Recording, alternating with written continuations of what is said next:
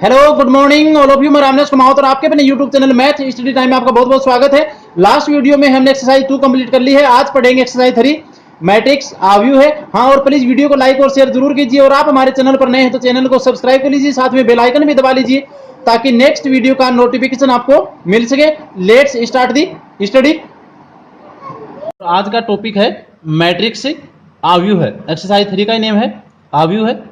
तो आव्यूह मैट्रिक्स के अंदर पढ़ेंगे। इसकी डेफिनेशन, परिभाषा क्या होती है, इसका नोटेशन, संकेतन, मतलब इसको किसके द्वारा निरूपित करते हैं, और ऑर्डर ऑफ मैट्रिक्स, आव्यूह का क्रम क्या होता है, और आव्यूह के कितने प्रकार होते हैं, टाइप्स ऑफ मैट्रिक्स, ये सब पढ़ेंगे। तो सबसे पहले पढ़ेंगे डेफिनेशन क्या होती है मैट्रिक्स की, परिभाषा क्या होती है। तो मैट्रिक्स है वो किन्हीं भी ऑब्जेक्ट्स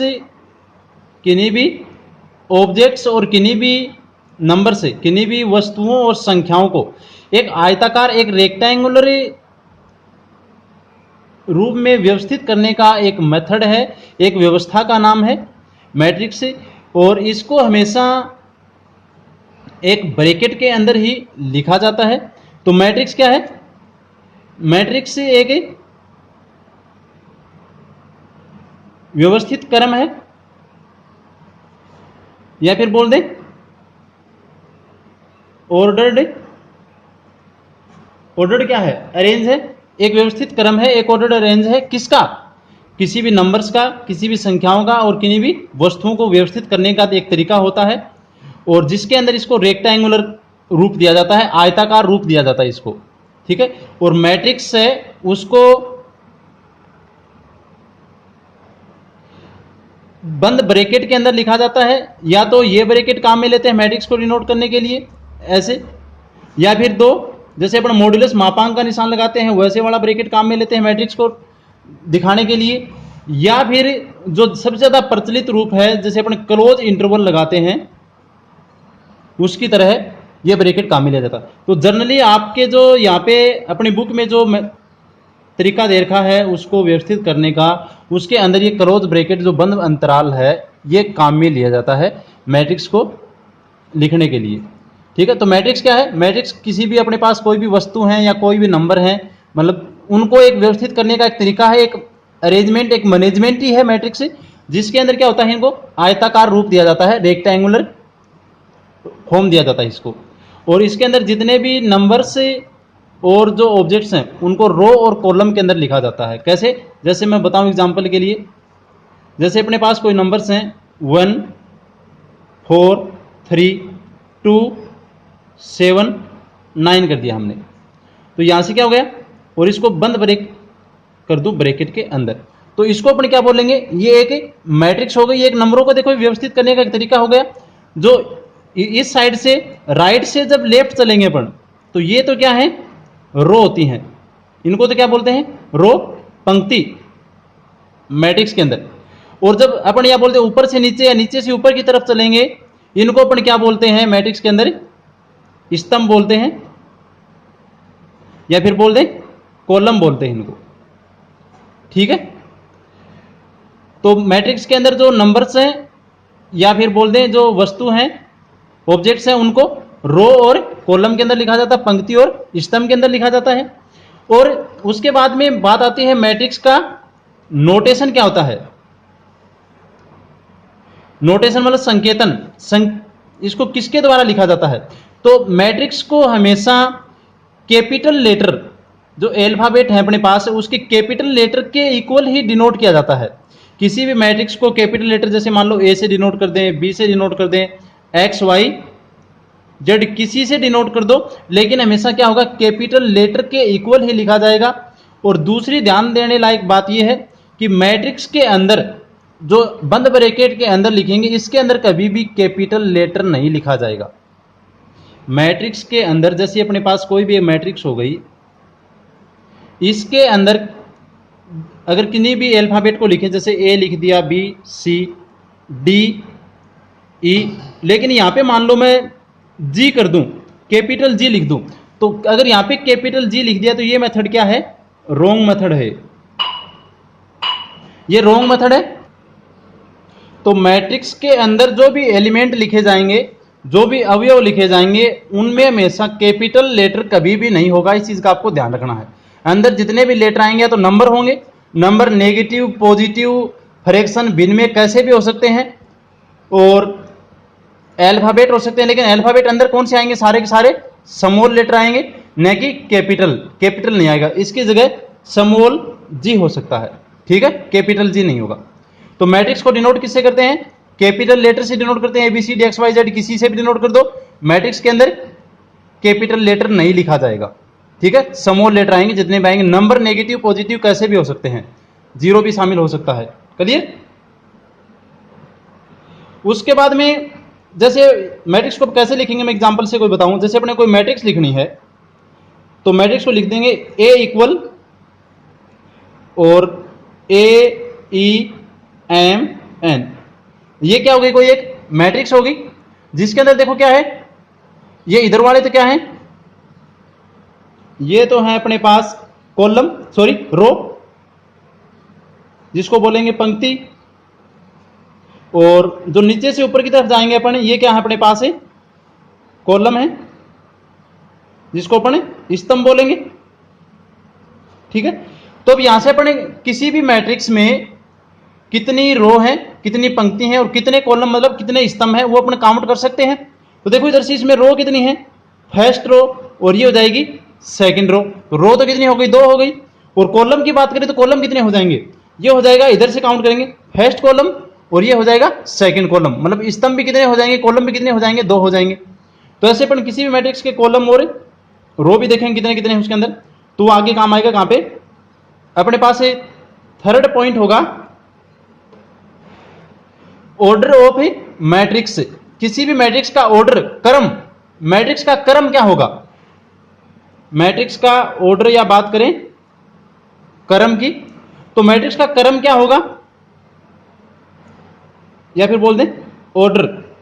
ऑर्डर का मतलब है कोई भी अपने पास एक मैट्रिक्स है, उस मैट्रिक्स के अंदर जो रो कितनी है और कॉलम कितने हैं। क्या बताया मैंने, कोई भी मैट्रिक्स है उसके अंदर ये देखना कि रो तो कितने हैं और कॉलम कितने हैं, उन दोनों को काउंट करके उनका जो मल्टीपल है उसी को अपन क्या बोलेंगे,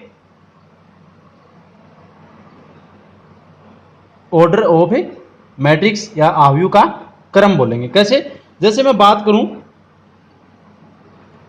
अपने पास कोई भी एक मैट्रिक्स ले लिया हमने, एक इक्वल, और मैट्रिक्स है, मैट्रिक्स के अंदर एलिमेंट हैं बहुत सारे, जिसके अंदर वो उस मैट्रिक्स की बात करेंगे अपन जिसके अंदर n तो कॉलम है, सॉरी n तो रो लेंगे और m कॉलम लेंगे।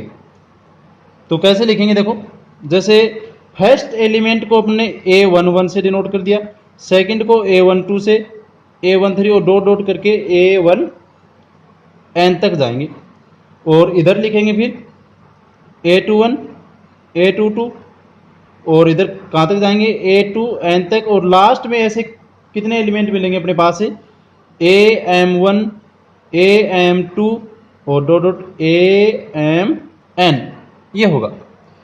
अब यहाँ पे देखो दूसरी चीज मैं एक बात बताना आपको भूल गया, मैट्रिक्स के अंदर जितने भी एलिमेंट होंगे इनके अंदर न तो आपको कोमा लगाना है न ही डैश लगाना है, कुछ भी नहीं छोड़ना, कुछ भी नहीं लगाना है मैट्रिक्स के अंदर, चाहे उसके अंदर नंबर हो, संख्या हो, चाहे कोई अल्फाबेट हो, लेकिन कोमा या डॉट कहीं भी नहीं लगाएंगे। अगर डॉट कहीं भी मल्टीपल की बात आती होगी तो डॉट लगा देंगे, लेकिन वैसे इनके बीच में, एलिमेंट के बीच में कोई भी निशान नहीं होता है, ठीक है।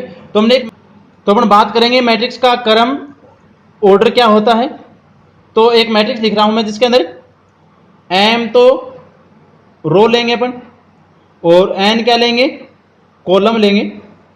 तो मैं एग्जांपल के लिए मैंने लिख दिया A11 A12 A13 और डॉट डॉट कहाँ तक करते A1 तक, और ऐसे करके मैंने मैट्रिक्स बना दी लास्ट एलिमेंट AMN तक।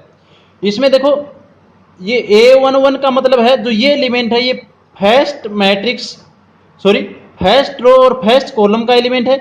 यहाँ पे जो A12 है इसका मतलब जो फर्स्ट नंबर पे जो नंबर है वो तो डिनोट करता है रो कौन सी है, और जहाँ पे सेकंड है ये डिनोट करता है कॉलम कौन सा है किसी भी एलिमेंट का। जैसे यहाँ पे बात करें अपन A13 है तो A13 क्या डिनोट करता है, 1 का मतलब तो फर्स्ट रो का है और 3 का मतलब थर्ड कॉलम का। तो ये एलिमेंट कौन से कॉलम का है, फर्स्ट रो और थर्ड कॉलम। तो देखो रो तो फर्स्ट ही इधर से, और कॉलम कौन सा हुआ, फर्स्ट, सेकंड और थर्ड। तो ये तो आप समझ जाएंगे A11, A12, A13, A1, N क्या चीज है। और लास्ट में जैसे लिखा हमने AMN, AMN का मतलब क्या है, ये एलिमेंट है, ये इसकी रो तो कौन सी है, MV तो रो है, और कॉलम कौन सा है इसका, जो एनवा है वो कॉलम इसका। तो इसके बात कर रहे थे अपन ऑर्डर की, तो इसमें हमने रो कितनी ली है, M तो रो लिया है, और कॉलम कितने लिए हैं, N कॉलम लिए हैं। तो किसी भी मैट्रिक्स का ऑर्डर है वो क्या होगा, किसी भी मैट्रिक्स का ऑर्डर है उसको लिखेंगे इसके रो और जो कॉलम, पंक्ति और स्तंभ का गुणा करके दिखा देंगे, मल्टीपल करके दिखा देंगे। तो ये हो जाएगा ऑर्डर, या फिर बोल दे क्रम इक्वल क्या मिलेगा अपने को, M क्रॉस N। किसी भी मैट्रिक्स का क्रम बताना है, ऑर्डर बताना है, तो उसके जो पंक्ति और स्तंभ है उनका मल्टीपल कर दो, उनका गुणा कर दो। लेकिन उनका प्रोडक्ट फाइंड नहीं करना, गुणनफल निकालना नहीं है, सिर्फ उनके बीच में क्रॉस लगा के ही छोड़ना है। ठीक है, जैसे दूसरी कोई एग्जांपल के लिए लें अपने कि हमने ले लिया B इक्वल कोई मैट्रिक्स ले लिया 2 3 6 1 5 7। तो इस मैट्रिक्स के अंदर रो कितने हैं, 1 और 2, तो 2 तो है इसके अंदर रो, और कॉलम कितने हैं 1 2 3, तो कॉलम कितने हैं 3। तो इस मैट्रिक्स का ऑर्डर क्या हो जाएगा, 2 मल्टीपल 3 हो जाएगा, या 2/3 बोल दें, या 2 इंटू 3 बोल देंगे। तो इसका क्रम क्या हुआ, ऑर्डर क्या हुआ, 2 इंटू 3 या 2/3। और किसी भी मैट्रिक्स का जो ऑर्डर है, क्रम है, वो उस मैट्रिक्स के जस्ट नीचे कॉर्नर पे ही लिख दिया जाता है। आई क्या बात समझ में, किसी भी मैट्रिक्स का ऑर्डर है उसका जो क्रम है उसी मैट्रिक्स के नीचे कॉर्नर पे लिख दिया जाता है, और उसको मल्टीपल करके नहीं दिखाएंगे, सिर्फ मल्टीपल का साइन लगा देंगे, जिसको बोलेंगे 2/3, जैसे 7/6 होगा। लेकिन आपके ज़्यादा बड़ी 4 से ज़्यादा बड़ी मैट्रिक्स नहीं मिलेगी, तो जैसे 2/3 हो गया, 3/3 की कोई मैट्रिक्स हो जाएगी, 2/4 की कोई मैट्रिक्स हो जाएगी, ऐसे इसका ऑर्डर बोलते जाएंगे अपन। क्लियर यहाँ तक। तो नेक्स्ट अपन बात करेंगे टाइप्स ऑफ मैट्रिक्स, आव्यूह के प्रकार के बारे में। तो सबसे पहले है रो मैट्रिक्स, या जिसको बोलते हैं पंक्ति आव्यूह है। रो मैट्रिक्स के नाम से ही पता चल रहा कि रो मैट्रिक्स क्या होगी। तो रो मैट्रिक्स होगी अपने पास ही, जैसे मैं एग्जांपल से आपको बता रहा हूं, रो मैट्रिक्स क्या होगी। तो किसी भी मैट्रिक्स के अंदर, कोई भी मैट्रिक्स जिसके अंदर सिर्फ और सिर्फ सिंगल पंक्ति हो, एक ही रो हो, उसको क्या बोलेंगे, रो मैट्रिक्स बोलेंगे। जैसे अपन लें A इक्वल ABC, हमने कोई एक मैट्रिक्स ले ली जिसके अंदर एलिमेंट क्या है ABC। तो इसका ऑर्डर तो मैं नीचे लिख रहा हूं, क्रम तो क्या होगा, पंक्ति तो कितनी इसमें, रो तो है 1, और कॉलम कितने हैं 1 2 3। तो इसका ऑर्डर है 1 इंटू 3, और इसको कौन सी मैट्रिक्स बोलेंगे, रो मैट्रिक्स बोलेंगे, क्योंकि जिसके अंदर एक ही रो है उसको क्या बोलेंगे, रो मैट्रिक्स बोलेंगे। क्लियर। और इसके अंदर रो तो सिर्फ एक होगी, और जो कॉलम है उनकी वैल्यू कितनी भी हो सकती है, n तक हो सकती है, 1 2 3 4 5 6 7, कितनी भी वैल्यू हो सकती है। क्लियर। रो मैट्रिक्स जिसके अंदर एक ही रो होगी। उसके बाद में बात आती है कॉलम मैट्रिक्स की। सेकंड नंबर पे कॉलम मैट्रिक्स, कॉलम स्तंभ आव्यूह बोलेंगे जिसको। तो कॉलम मैट्रिक्स क्या होगा, ये भी नाम से ही पता चल रहा है। कॉलम मैट्रिक्स क्या होगी, जैसे एग्जांपल से लिखें अपन B इक्वल, कॉलम मैट्रिक्स वो होगी जिसके अंदर सिर्फ और सिर्फ क्या होगा, एक ही कॉलम होगा, सिंगल कॉलम होगा, एक ही स्तंभ होगा। तो जैसे एग्जांपल के लिए अपन बनाएं 2 4 6, हमने एलिमेंट लिए हैं, अवयव लिए हैं 2 4 6। तो ये कौन सी मैट्रिक्स हो गई, कॉलम मैट्रिक्स, स्तंभ मैट्रिक्स। क्यों, क्योंकि अंदर इसके अंदर कॉलम कितने हैं, एक, और पंक्ति कितने हैं, 3 है। देखो क्या, रो तो है 1 2 3, तो 3 बाय कॉलम कितना है 1 ही है सिर्फ, तो 1। तो इसका ऑर्डर तो हुआ 3/1। और इसको कौन सी मैट्रिक्स बोलेंगे, कौन सा आव्यूह बोलेंगे, इसको बोलेंगे कॉलम मैट्रिक्स स्तंभ आव्यूह है, क्योंकि इसके अंदर एक ही कॉलम है, एक ही स्तंभ है। क्लियर यहां तक। नेक्स्ट अपने पास है थर्ड नंबर होगा जीरो मैट्रिक्स। जीरो मैट्रिक्स या नल मैट्रिक्स, और या फिर बोलते हैं जिसको शून्य आव्यूह है। तो ये भी नाम से पता चल रहा है कि शून्य आव्यूह क्या होगा, शून्य आव्यूह है क्या होगा। तो शून्य का मतलब जीरो, तो ऐसी मैट्रिक्स जिसके सारे के सारे एलिमेंट क्या होंगे, जीरो होंगे। कोई भी मैट्रिक्स है जिसके सारे के सारे एलिमेंट जीरो होंगे उसी को अपन क्या बोलेंगे, जीरो मैट्रिक्स बोलेंगे। और जीरो मैट्रिक्स का ऑर्डर क्रम चाहे कितना भी हो जाए उससे कोई भी फर्क नहीं पड़ता है, ठीक है। तो जीरो मैट्रिक्स एग्जाम्पल से लिखेंगे तो एग्जाम्पल दें, 0 0 0 0 0 0 और 0 0 0 कर दिया हमने। ये हमने कोई एक मैट्रिक्स लिख ली जिसके अंदर 1 2 3 तो रो है और कॉलम भी 1 2 3 ही क्या है, कॉलम है। इसको कौन सी मैट्रिक्स बोलेंगे, जीरो मैट्रिक्स। और जीरो मैट्रिक्स को हमेशा कैपिटल ओ के इक्वल डिनोट किया जाता है। यह ध्यान रखने वाली बात है, कोई भी जीरो मैट्रिक्स है, शून्य आव्यूह है, उसको कैपिटल लेटर ओ के इक्वल डिनोट किया जाता है। Clear, zero matrix. उसके बाद में नेक्स्ट अपने पास है स्क्वायर मैट्रिक्स, वर्ग आव्यूह है। तो यह भी आपको पता ही है, वर्ग की परिभाषा से सीधा सीधा पता चल जाएगा। स्क्वायर मैट्रिक्स क्या होगी, स्क्वायर मैट्रिक्स या वर्ग आव्यूह बोल दें। वर्ग में क्या होता है, स्क्वायर में उसकी जो सभी साइड्स हैं वो क्या होती हैं, इक्वल होती हैं। तो ऐसे अपन बात करें स्क्वायर मैट्रिक्स, कोई भी मैट्रिक्स जिसके अंदर रो और कॉलम के नंबर है वो इक्वल होंगे, मतलब पंक्ति और स्तंभ की संख्या क्या होनी चाहिए, इक्वल होनी चाहिए। जैसे बात करें 2 2 3 3 4 4 5 5 ऐसे। तो एग्जाम्पल से लिखें यहाँ पे मैट्रिक्स ए है, जैसे अपन मैट्रिक्स लेंगे 1 3 9 7। इस मैट्रिक्स के अंदर देखो 1 2 तो क्या है, रो पंक्ति, और कॉलम 1 2 और कॉलम भी कितने हैं, 2 ही कॉलम है। तो ये कौन सी मैट्रिक्स हो गई, ये हो गई स्क्वायर मैट्रिक्स, या फिर बोल देंगे वर्ग आव्यूह है। स्क्वायर मैट्रिक्स या फिर बोलेंगे वर्ग आव्यूह। और इसका ऑर्डर कितना है, 2 तो रो है तो 2 मल्टीपल और कॉलम भी कितने हैं 2, इसका ऑर्डर हो जाएगा 2/2। तो स्क्वायर मैट्रिक्स समझ जाएंगे, जिसमें रो और कॉलम मतलब पंक्ति और स्तंभ की संख्या क्या होगी, इक्वल होगी, उसी को बोलेंगे row matrix, sorry square matrix, वर्ग आव्यूह है। क्लियर। नेक्स्ट आता है डायगोनल मैट्रिक्स, विकर्ण आव्यूह है। कौन सा होगा, डायगोनल मैट्रिक्स विकर्ण आव्यूह है। तो डायगोनल मैट्रिक्स किसको बोलेंगे, विकर्ण आव्यूह है। तो कोई भी मैट्रिक्स जिसका मुख्य विकिरण या बोल दें प्रिंसिपल डायगोनल के जो एलिमेंट होंगे उनकी वैल्यू क्या होगी, नॉन जीरो होगी, बाकी सब क्या होंगे, जीरो होंगे। कैसे, जैसे मैं एग्जांपल लिख रहा हूं, x इक्वल कोई मैट्रिक्स ले ली हमने, जैसे 1 0 0 0 3 0 और 0 0 5 ले लिया हमने, और जिसका ऑर्डर कितना है 3/3 ऑर्डर है, जिसका ऑर्डर है 3/3, क्योंकि देखो 3 तो कॉलम, 3 रो है इसके अंदर और 3 क्या है, कॉलम है।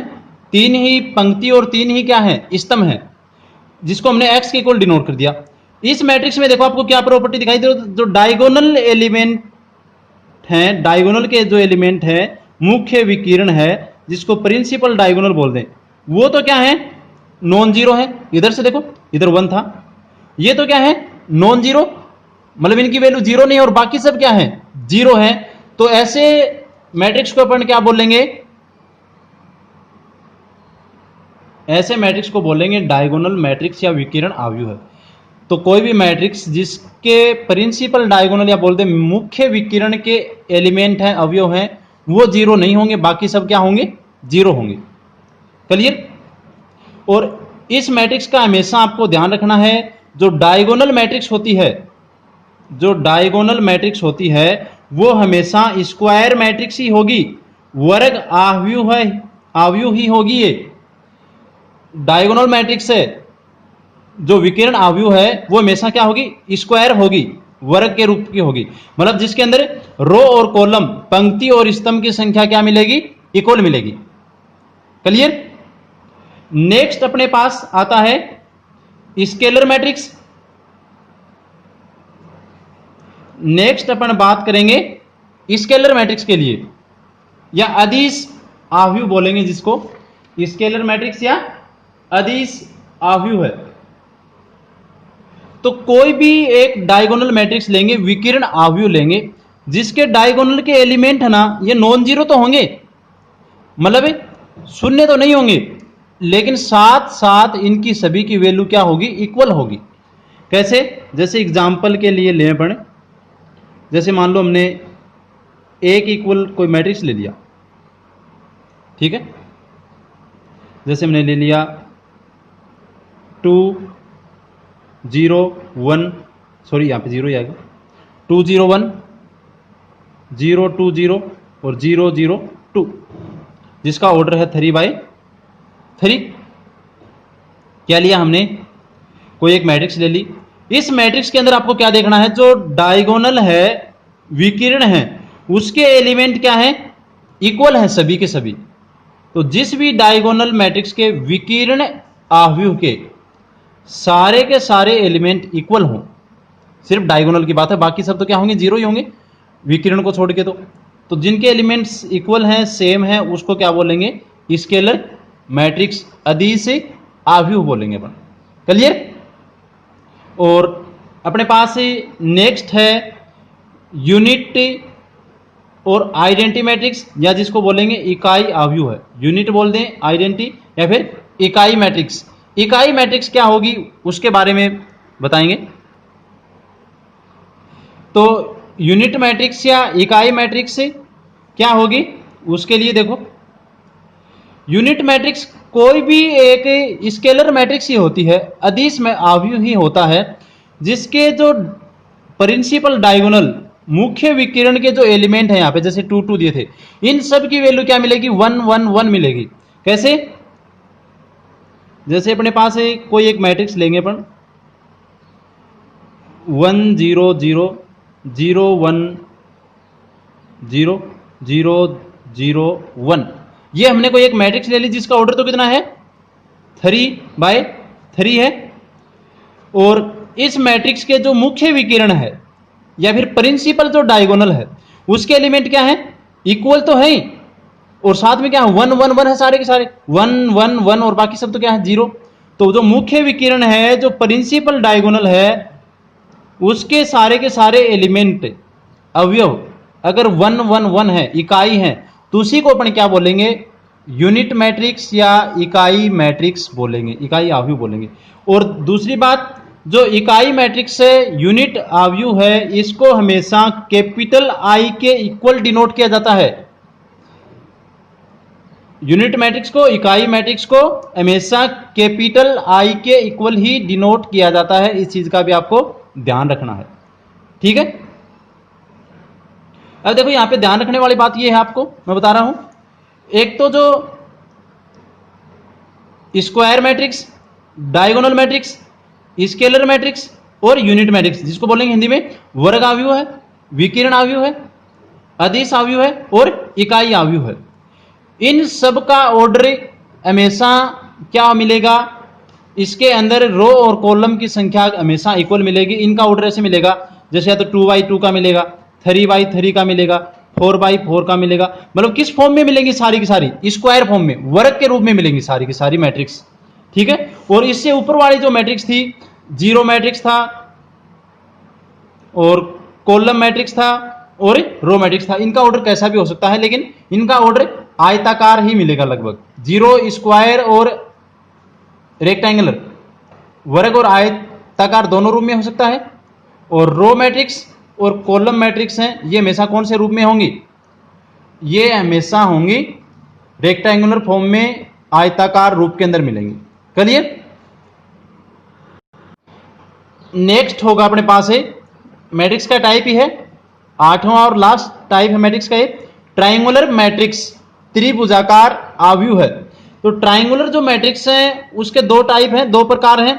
एक तो होता है अपर ट्राइंगुलर, मतलब ऊपरी त्रिभुजाकार, और दूसरा है लोअर ट्राइंगुलर मैट्रिक्स, मतलब निम्न त्रिभुजाकार। ट्राइंगुलर जो मैट्रिक्स है उसके दो प्रकार हैं, एक तो अपर ट्राइंगुलर मैट्रिक्स जिसको बोलेंगे ऊपरी त्रिभुजाकार, और दूसरा है लोअर ट्रायंगुलर मैट्रिक्स, जिसको बोलते हैं निम्न त्रिभुजाकार मैट्रिक्स। तो ये क्या होते हैं? तो एक तो हमेशा ध्यान रखना, जो ट्रायंगुलर मैट्रिक्स है वो हमेशा स्क्वायर मैट्रिक्स ही होंगे। स्क्वायर का मतलब जिसमें रो और कॉलम क्या होते हैं? इक्वल। तो सबसे पहले बात करें अपने अपर ट्रायंगुलर मैट्रिक्स की, तो कोई भी एक मैट्रिक्स, ठीक है, जिसका ऑर्डर तो हमेशा क्या होगा? जिसमें रो और कॉलम इक्वल होंगे।